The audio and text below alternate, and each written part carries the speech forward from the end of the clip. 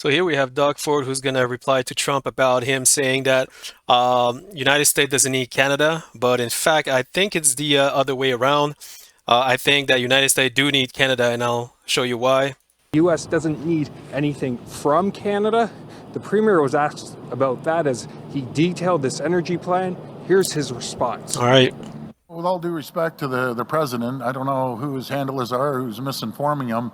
Right now, we ship 4.3 million barrels of crude oil down to the U.S. Billion. 60% of their imports, energy imports, are coming from Canada. Yep. We keep the lights on with 1.5 million homes and businesses Yep. in the 3 states that I mentioned. We have critical minerals that get shipped across the border every day Yep. for their manufacturing capabilities and their military. Yep. And the list goes on Yep. and on and on. There you go. So without Canada, you wouldn't have any military.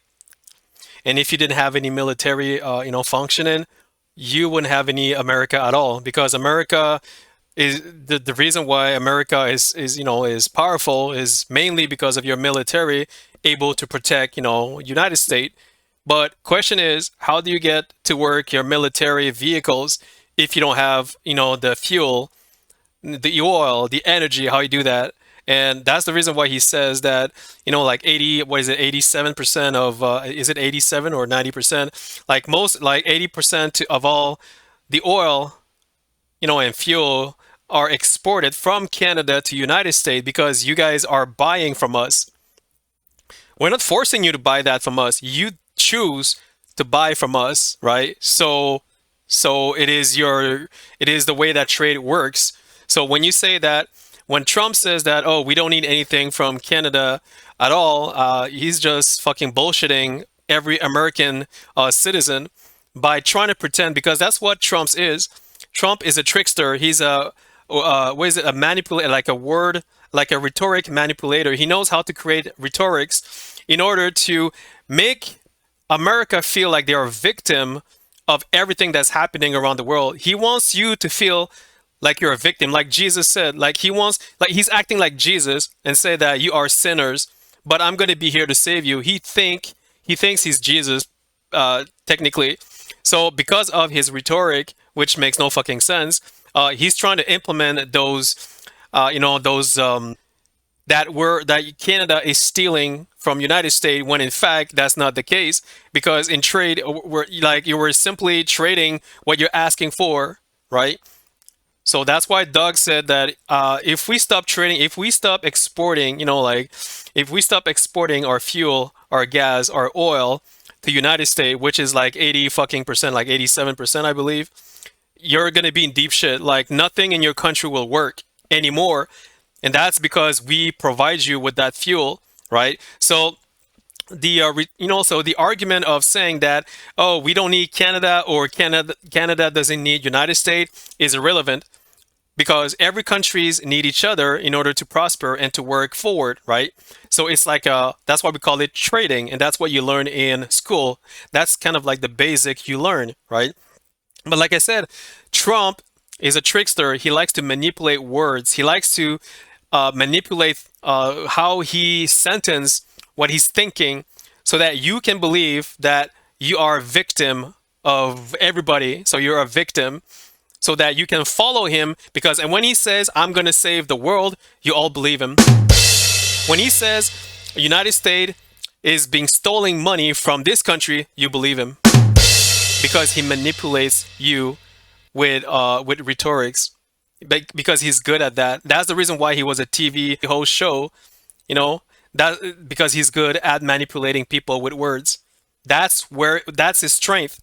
But he's using that same strength in order to manipulate your own country in a political perspective. So now he's using that, that power, which he is good on, to manipulate the entire country to believe that you guys are a victim and he's a savior, and you're all falling under his card. You're all falling under his card, all of you. So right now, the other reason he's doing that is because he wants all eyes on him. He wants everybody to turn their eyes on him, because what he says are provocative. He's provocating his own allies. Like no president in the fucking history of United States would provoke their allies. Donald Trump is the only fucking idiot, the only fucking clown on this planet that does that.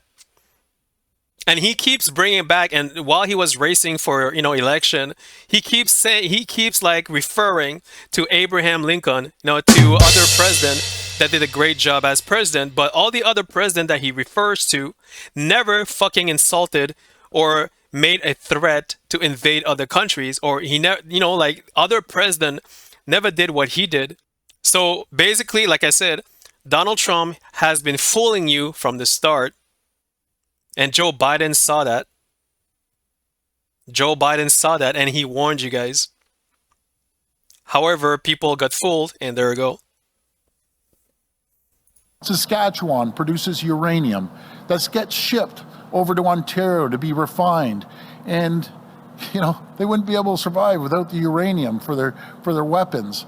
So we want to work with them. Yeah, there we go. There we go. So there's a lot of things that we export to United States that you guys need. So if we stop exporting that to you guys, you'll be in deep shit. And we don't want that, of course. We don't want that to happen. But the way that Trump is moving forward with his tariff, with his threat, and all that everything that comes out of his with his polluted mouth is actually engaging in a fear mongering agenda, propaganda. So he's trying to put fear into people's heart. But then on the other side, he's like, oh, I want to save the world, but I'm going to put fear into other people's heart. I'm going to put fear into Canadians' heart. I'm going to put fear into Greenlanders' heart, like Citizen over there, right? I'm going to put fear in these people's heart. But you know what, guys? I want to save the world because I'm a good guy. Do you guys understand the pattern that is going on right here? He's playing with words in order to get you to believe him into whatever he says. And you guys are all falling under his cards. So if you guys don't believe me, let's take a look again at what we export to United States. Canada export to the United States includes below crude petroleum. In 2022, Canada exported 117 billion worth of crude petroleum to the United States. Yep. So if we didn't export that to you guys, you wouldn't have any military.